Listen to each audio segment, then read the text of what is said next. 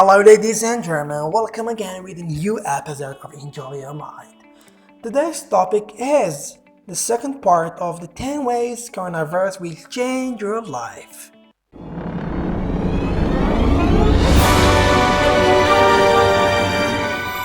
As always, don't forget to subscribe, like this video, and share it with your friends. Forever. Number 5. Voting by email or voting by mail. It's going to be a disaster. We can count on the vote or the voter turnout being a by smell. And it's going to be a hookup call for the rest of the world.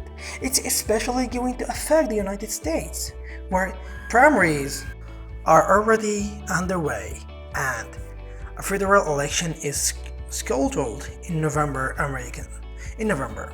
Americans are going to have to change their voting rules this year, and we can expect those changes to be permanent. 2 in 3 Americans already say they are worried about voting in person, and some are already fighting for change.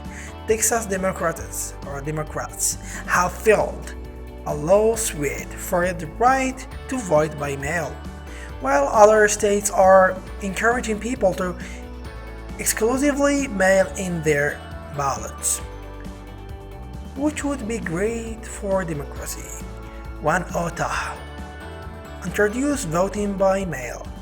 They saw a 7% increase in voter turnout. Number 4. Death of small business. For the few next months, these businesses and their employees are going to be stripped of any revenue. Stream that doesn't come from the government. A lot of them aren't going to be able to survive it. JP Morgan predicts that the average small business will only be able to survive 27 days of this before going bankrupt. That's going to change the face of our world, because while a lot of local pubs aren't going to survive, the big companies are going to preserve when people get an appetite to go winning and dining again, and when servers start looking for work again, the big chains will still be there. McDonald's will weather the storm, and that's going to reshape our world. Currently, about 50% of Americans work for small businesses, but when this is over, the percentage will probably be a lot lower. Number 3. The end of reliance on China. COVID-19 couldn't have come at worse time for China. They were in the middle of brutal trade war, and COVID-19 has made things a lot worse up until now. The world has relied on China as its manufacturing hub. They manufacture 20% of the world's goods, more than any other country on the earth. And they have an even bigger role in healthcare. 90% of Americans' antibiotics come from China. But as China has gone under quarantine and has struggled to keep up its place, it's become increasingly clear just how dangerous it is to rely on a single location to supply the world. The world is struggling with a shortage of ventilators and face masks, and it's just not feasible to rely on China to take care of it on their own, especially when they have been one of the hardest countries hit. Several countries are already starting to bring manufacturing back into their own borders, while others are talking about spreading out their manufacturing to several different places. Right now, we really have no choice. We are going to have to start relying on other countries for manufacturing, and that's going to hurt China long after the pandemic is over. Number 2, free and universal health care. After the Spanish flu of 1918, countries around the world, author Laura Spinney says, embraced the concept of socialized medicine. It was one of the lasting impacts of the last great global pandemic.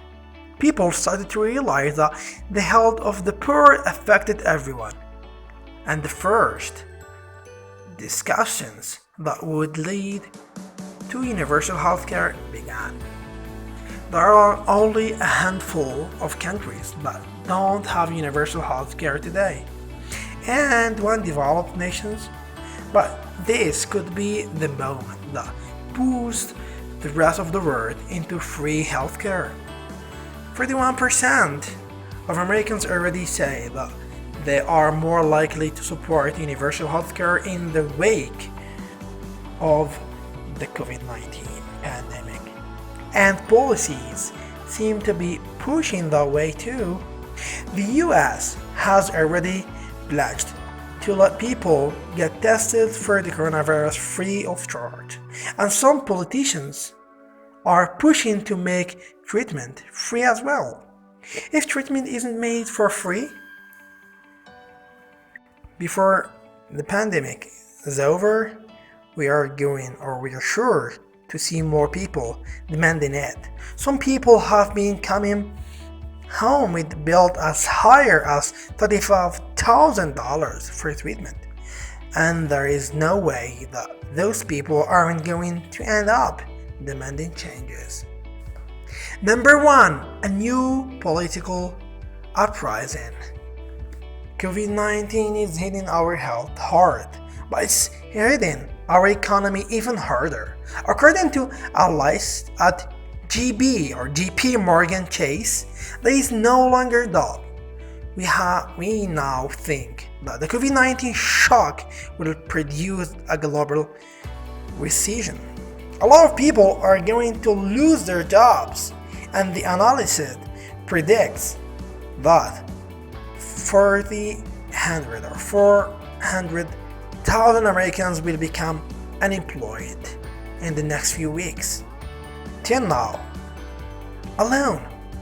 And before this is over, it could be even worse. Another analysis believes that before this is over, 7.4 million people in the leisure and hospitality industry will be unemployed. It's the poor who are going to be hit hardest of all, while office workers are going to be able to work remotely from home. It's mostly be servers and warehouse workers that suffer through this pandemic. COVID-19 is going to put us to test, but when that test is over, we're going to have a better understanding of the cracks in our societies, and if we're lucky, our world just might wind up a better place. Thank you for this episode today. Before you go, subscribe, like it, and share it with your friends. Of course, follow us on Instagram, Facebook account. Thank you for watching today. See you next episode. Goodbye.